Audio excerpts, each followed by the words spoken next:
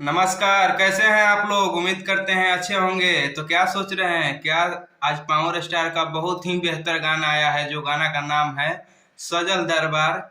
आप लोग अगर नहीं सुने हैं तो एक बार बोलते हैं कि जा करके सुनिए, और एकदम दिल से और मन से इस गाना को सुनिए। लग रहा है कि भैया एकदम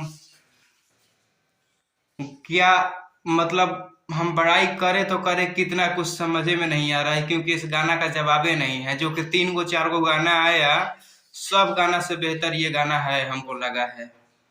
बहुत ही अच्छा फीमेल आवाज दी है उसमें, जिनका नाम है Shivani Singh, my favourite singer. और भैया का, पावर स्टार पवन सिंह जी का कोई जवाब नहीं है। कुछ भी गा देते हैं तो अधूरा चीज पूरा हो जाता है। तो लग रहा है कि साक्षात एकदम देवी माई।